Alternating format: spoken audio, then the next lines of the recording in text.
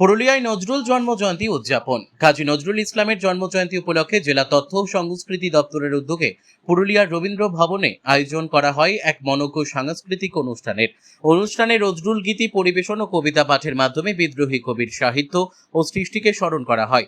শিল্পীদের সুরেলা পরিবেশনা ও আবৃত্তিতে মুগ্ধ হন উপস্থিত দর্শকরা।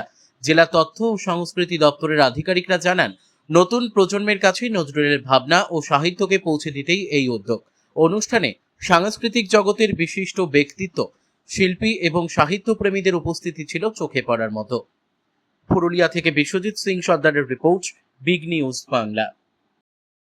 হবে মানে যেটা একটু সময় দেখা গেছে যে মুখ্যমন্ত্রীর ছবি দিয়ে একটা বিশাল অনুষ্ঠান অনুপ্রেরণা হতো, সেইটা এবারে কি ব্যক্তিত্ব হবে? এবারে টোটালটাই ব্যক্তিত্ব।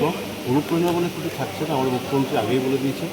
এবারে যা হবে সাধারণ মানুষকে নিয়ে অনুষ্ঠান হবে, মাটির মানুষকে নিয়ে অনুষ্ঠান হবে, এবং যে অনুষ্ঠানগুলো হবে সবাই লোকাল। আমরা চেষ্টা করি যত লোকাল আমাদের শিল্পীরা আছে, যারা ঘরে বিরোধীদের বসে আছে, কোনো কিছু চান্স পায় না, আমি চাইছি তাদেরকে তুলে এনে আমরা প্রোগ্রাম করবো এবং সুন্দর প্রোগ্রাম উপহার দেবো পুরুলিয়ার জন্য। এবার আপনারা আজকে অংশগ্রহণ করলেন, কেমন লাগছে বিষয়টা যদি বলেন? প্রথমেই বলে রাখি, আজকে 127তম নজরুল জয়ন্তী যে সুন্দরভাবে পালন করা হলো, ধন্যবাদ জানাই পুরুলিয়া তথা রাজ্য তথ্য সংস্কৃতি বিভাগকে। এই নিয়ে দ্বিতীয়বার আমাদের সরকারের পক্ষ থেকে প্রোগ্রাম হলো। তবে সব থেকে ভালো লাগছে একটাই, যে কোনো অনুপ্রেরণা ছাড়াই এত সুন্দর প্রোগ্রাম করা যায়। কারো অনুপ্রেরণার দরকার হয় না। আজকে নজরুলকে আমরা হারাতে বসেছি। আমরা পাঠ্যপুস্তকে আমরা যখন ছোট ছিলাম, আমরা প্রচুর কবিতা পেতাম, প্রচুর গল্প পেতাম, কিন্তু এখন আমরা হারিয়ে গেছি। সেই জায়গাটা আমাদেরকে ফিরে পেতে হবে। তো নজরুলকে চেনানোর জন্য কারো অনুপ্রেরণার দরকার হয় না। ধন্যবাদ জানাই এত সুন্দর একটা অনুষ্ঠান করার জন্য।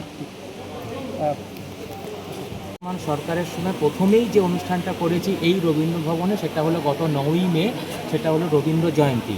এরপরেই আমরা জানতাম যে নজরুল জয়ন্তী আসছে, তো নজরুল জয়ন্তীর জন্য আমরা তৈরিও হচ্ছিলাম। বিভাগীয় আদেশনামা আমরা গতকাল পাওয়ার পর, এবং এই যে আমার পেছনে যে ব্যাকড্রপ দেখছেন, ক্রিয়েটিভ দেখছেন, এটি বিভাগ থেকেই পাওয়া, এবং এই ব্যাকড্রপের উপর ভিত্তি করে এবং আমাদের যে আজকের অনুষ্ঠান শিডিউল যেভাবে করতে হবে সেটাও বিভাগ থেকেই বলে দেওয়া ছিল।